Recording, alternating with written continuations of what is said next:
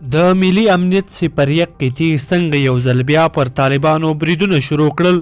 طالبانو ولې خپل بریدونو ته زیاتوالی ورکړی؟ حکومت په دې اړه تازه څه تصمیم ونیو؟ دې ویډیو کې را سره وګورئ او چینل سبسکرایب کړئ. درنو لیدونکو السلام علیکم، وخت مو په خیر.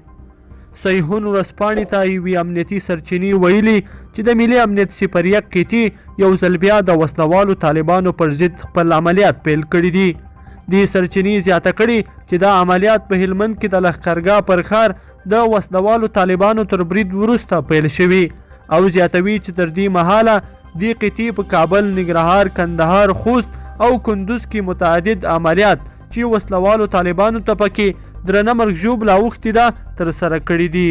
د سرچینې د معلوماتو له مخې په قطر کې د امریکا او وسلوالو طالبانو ترمنځ له هوکړې وروسته د یادې ډلې په خلاف د ملي امنیت سپریه قطي عملیات درول شوي وو، خو په خبره د وسلوالو طالبانو له لوري د وروستي تاوتریخوالي له کبله بیرته ورته د عملیاتو پیلولو امر شوی دی.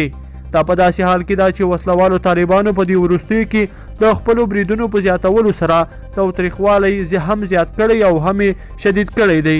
په قطر کې د وسلوالو طالبانو سیاسي دفتر ویان محمد نعیم وردګ وایي چې په بین الافغاني مذاکراتو کې یوې نتیجې ته له رسېدو پرته به جګړه دوام ولري.